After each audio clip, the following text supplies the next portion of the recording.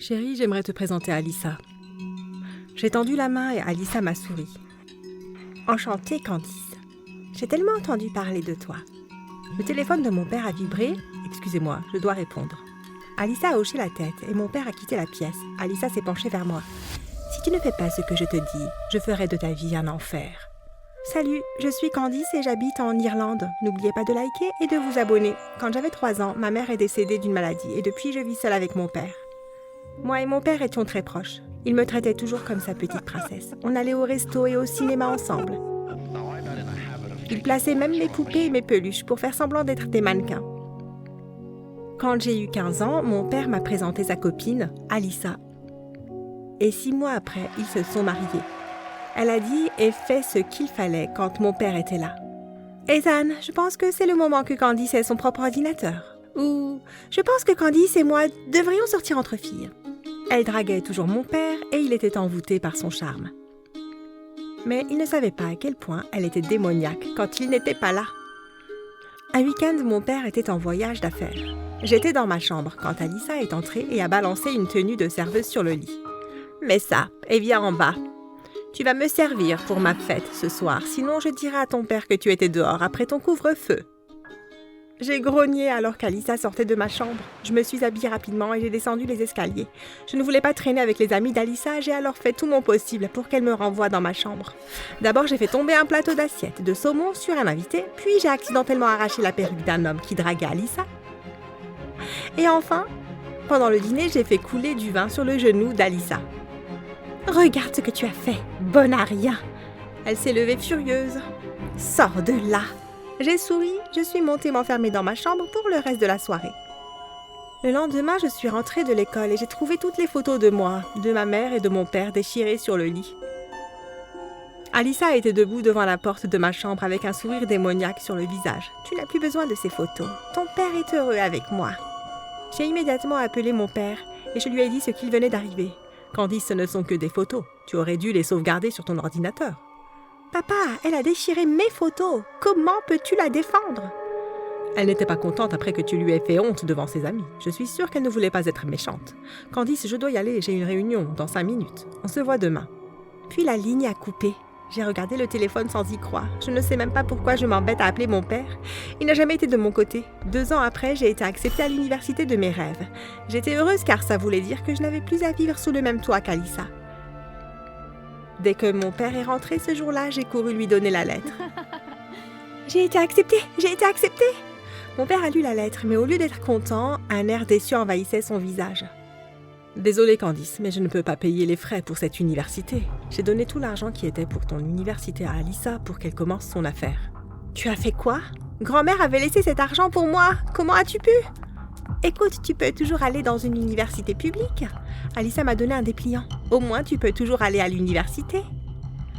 Le premier jour à l'université, l'impensable est arrivé. C'était le dernier cours de la journée. J'étais assise sur ma chaise quand soudain mon monde s'est retourné.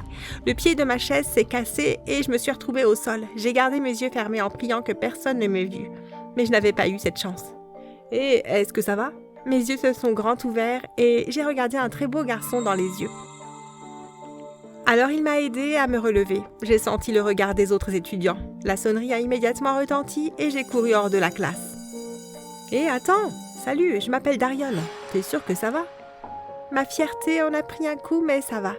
J'ai souri timidement. « On se voit plus tard alors. » J'ai hoché la tête et Darion est parti voir ses amis. Durant les semaines suivantes, moi et Darion sommes devenus amis. C'était génial d'avoir un moyen d'oublier mon horrible belle-mère et ses coups bas. On est allé faire de l'escalade. On est allé au zoo, au centre commercial, presque partout, là où je ne voyais pas Alissa. Un soir, quand Darion m'a déposée, Alissa m'a grillé. « Qui est ce garçon qui fait que te ramener? D'où il vient? Qu'est-ce que vous faisiez ensemble? » « Tu n'es pas ma mère et je n'ai pas à te répondre. » J'ai claqué la porte de ma chambre derrière moi. Un jour, après avoir confirmé mon rencard avec Darion, pour aller voir un film, je me suis dirigée vers ma chambre quand j'ai vu Alissa devant la porte de la cuisine. « Et où est-ce que tu crois aller? Tu as écouté ma conversation alors, tu le sais, » j'ai dit en souriant. « Je t'interdis d'y aller. Bonne chance pour m'en empêcher. » Environ 20 minutes après, Darion s'est garé dans l'allée. Alissa avait disparu et je pensais que c'était la dernière fois que je la verrais pour aujourd'hui. Mais j'avais tort. environ 15 minutes après le début du film. Une femme s'est assise à côté de Darion. Soudainement, elle a pris sa main. Darion l'a regardée. « Qu'est-ce que vous faites ?» Il a essayé de retirer sa main, mais la femme l'a retenu. J'ai regardé et j'ai vu que c'était Alyssa. « Alyssa, qu'est-ce que tu fais ?» Je me suis penchée sur Darion en essayant de repousser Alyssa. « Hé, est-ce que vous pouvez vous calmer ? On essaye de regarder le film. » J'ai sauté sur Alyssa et on a commencé à se battre alors que Darion essayait de nous séparer. En quelques minutes, 2 agents nous ont jetés dans la rue, hors du cinéma. Alyssa a ri quand l'agent est retourné à l'intérieur. « Mon travail ici est terminé !» Elle a sauté dans sa voiture et est partie. J'étais tellement furieuse que j'étais prête à exploser. Je n'arrivais pas à croire qu'Alyssa ferait quelque chose comme ça. La maison était le dernier endroit où je voulais être. Alors moi et Darion sommes restés dehors jusqu'à 1h du matin. Quand je suis arrivée chez moi et que j'ai tourné la clé, la porte ne s'est pas ouverte. J'ai essayé par la porte de la cuisine, mais c'était pareil. J'ai frappé à la porte de la cuisine, mais Alyssa a refusé de m'ouvrir. J'ai trouvé une grosse pierre dans le jardin et je l'ai lancée sur la fenêtre de la cuisine. J'ai poussé ma main à travers le trou et déverrouillé la fenêtre avant de rentrer. Soudain, j'ai vu Alyssa devant la porte de la cuisine en train de crier au téléphone. « Quelqu'un est entré chez moi! Dépêchez-vous, s'il vous plaît !» Alyssa est venue vers moi avec une batte de baseball. « Alyssa, arrête, c'est moi !» Elle m'a donné un coup et j'ai vu des étoiles. Vous pensez que j'aurais dû être KO, mais j'étais enragée. Comme un taureau face à un tissu rouge, j'ai foncé sur Alyssa. Je lui ai donné plusieurs coups au ventre et au visage. Puis Alyssa s'est défendue. On a été séparés quelques minutes après par 2 policiers. Qu'est-ce qui se passe ici ? Elle a changé les serrures et m'a foncé dessus avec une batte. J'ai essayé d'attraper Alyssa, mais le policier m'a retenue. Le policier s'est tourné vers moi. Est-ce que vous voulez porter plainte ? Avant que je puisse répondre, Alyssa a dit « Monsieur le policier, je me suis réveillée à cause du verre brisé. C'est pour ça que j'ai pris mon téléphone pour appeler la police et que j'ai pris une batte pour me défendre. J'adore ma belle-fille, pourquoi est-ce que je voudrais lui faire du mal ?»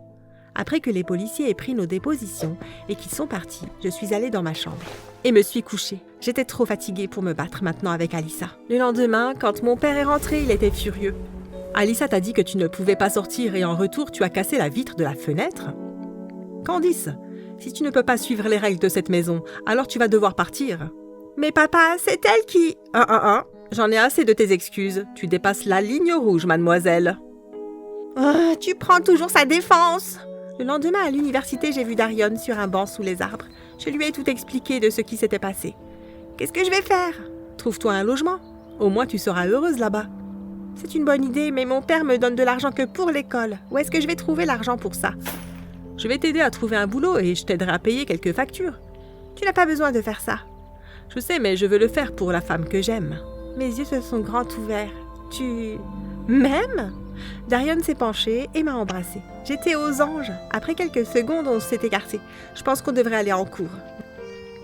Faudrait pas arriver en retard. Darion m'a fait un clin d'œil et mon cœur s'est rempli de joie. Comme promis, Darion m'a aidé à trouver un job à mi-temps au bureau de poste. J'ai donné à Darion tout l'argent que je gagnais pour qu'il les mette sur son compte épargne. Je ne pouvais pas prendre le risque que mon père ou Alyssa le découvrent et le dépensent. Peu de temps après, Darion m'a demandé d'être sa petite amie et bien sûr, j'ai accepté. Après plusieurs mois, j'ai finalement eu assez d'argent pour payer ma caution et le premier loyer de mon appartement. « Candice, je ne pense pas que tu aies réfléchi à tout ça », a dit mon père en faisant les 100 pas. « Chérie, laisse-la partir, elle n'est pas utile ici. » Mais laisse-la seulement prendre les choses qu'elle a achetées vu qu'elle veut agir comme une adulte. J'ai rangé mes livres, mon ordi et quelques vêtements que je m'étais achetés. Alors que j'ouvrais la porte d'entrée pour partir, mon père a dit « Tu es la bienvenue si tu corriges ton comportement. » Alyssa était à côté de mon père. « C'est comme si la poubelle sortait d'elle-même. » m'a-t-elle dit à l'oreille, sans que mon père l'entende. J'ai secoué ma tête et je suis partie. Vivre par mes propres moyens était super. Je n'avais pas Alyssa sur le dos et Darion venait tous les jours. Je n'avais pas grand-chose, mais j'avais tout ce dont j'avais besoin. Environ 2 semaines après, pendant que j'étudiais dans la cuisine, j'ai entendu la clé tourner dans la serrure. J'ai immédiatement appelé Darion et je me suis armée d'un fer à repasser. Pendant que j'étais au téléphone avec Darion, un homme et une femme avec un bébé sont entrés dans l'appartement. Quand ils m'ont vu, ils n'ont plus bougé. « Pourquoi est-ce que vous avez les clés de mon appartement ? Qui êtes-vous » J'ai secoué le fer à repasser frénétiquement et j'ai lâché mon téléphone. On vient de payer le loyer et la caution au propriétaire et il nous a donné les clés. Il doit y avoir une erreur. Il vous a probablement donné les mauvaises clés car j'ai déjà payé pour cet appartement. J'ai invité la famille à s'asseoir pendant que j'ai essayé de contacter le propriétaire, mais je suis tombée sur son répondeur. Quelques minutes après, Darion est arrivé avec la police. On a expliqué la situation et on a montré au policier la photo du propriétaire. « Je suis désolée, mademoiselle, mais cet homme est recherché pour plusieurs fraudes. À chaque fois qu'on se rapproche de lui, il nous glisse entre les doigts. Désolée de vous dire ça, mais vous allez devoir quitter cet appartement, car ce n'est pas le sien. » Une fois le policier parti, suivi par la petite famille, je me suis effondrée sur le canapé et j'ai mis ma tête entre mes mains. « Qu'est-ce que je vais faire ? Tu peux venir habiter avec moi. » Darion m'a tenu la main. J'ai hoché la tête en le remerciant. Ce soir-là, j'ai déménagé toutes mes affaires et je suis allée chez Darion. Les choses se sont vite arrangées. Mais ensuite, comme il m'arrive souvent, les choses ont pris une tournure différente. Un soir, pendant que je regardais la télé, Darion est entré dans l'appartement. « Candice, ton père est à l'hôpital. » « Quoi ?» Je me suis levée du canapé. « Qu'est-ce qui s'est passé ?» Je ne suis pas sûre, mais un de mes amis qui travaille à l'hôpital m'en a parlé. « Prends ton manteau, on y va. » À l'hôpital, moi et Darion, nous sommes dirigés vers la chambre de mon père. Je pensais voir Alyssa, mais elle n'était pas là. Mon père était inconscient quand on est arrivé. Les docteurs m'ont dit que mon père s'était plaint de douleurs à l'estomac. Et quand ils lui ont fait passer des tests, il était trop tard. Il a une grosse tumeur autour de ses intestins. Et on ne peut pas l'opérer. J'étais dévastée.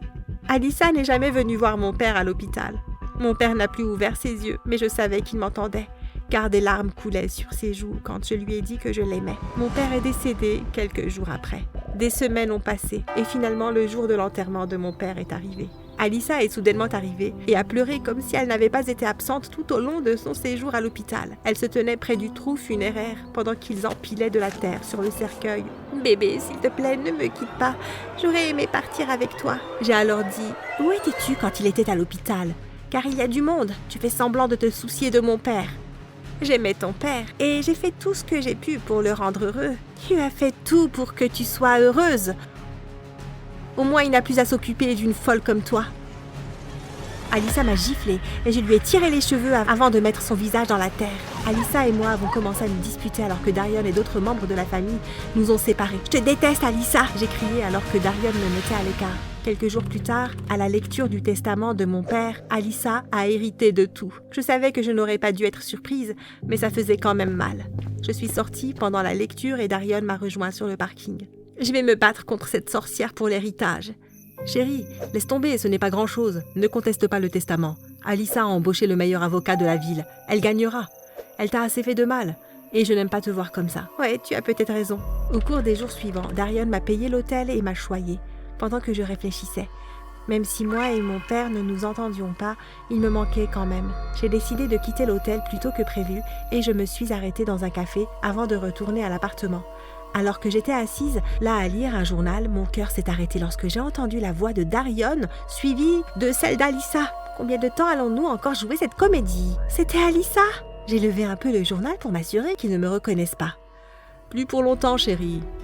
John sera là dans quelques minutes pour nous dire notre dernier boulot. Qu'est-ce que Darion faisait là ? On a eu de la chance que les médecins aient détecté cette tumeur et qu'on n'a pas eu à utiliser notre moyen pour nous débarrasser de son père. J'ai eu le souffle coupé. Allison et Darion avaient prévu de se débarrasser de mon père.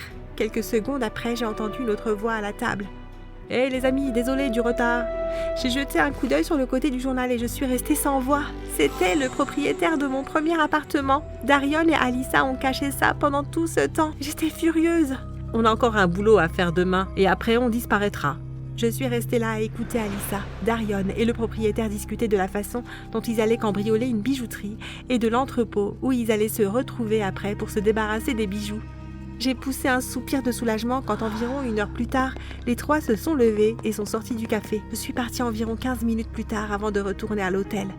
La première chose que j'ai faite a été d'engager un hacker pour pirater le système bancaire. Je lui ai dit que s'il réussissait, il obtiendrait 30% de tout ce que Darion avait sur son compte. Après avoir obtenu sa part, il a viré une grosse somme de 250 000 $ sur un compte offshore qu'il a créé sous un faux nom pour moi. La nuit suivante, tout de noir vêtu, j'ai regardé de loin Darion et le propriétaire cambrioler la bijouterie comme prévu.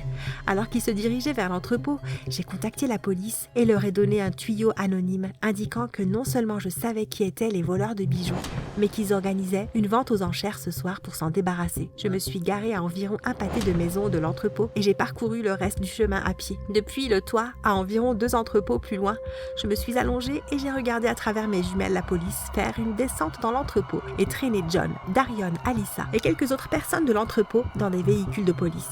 J'avais le sourire aux lèvres alors que les véhicules de la police sortaient du parking de l'entrepôt. Tout ça doit prendre fin. Bien joué, Candice, bien joué.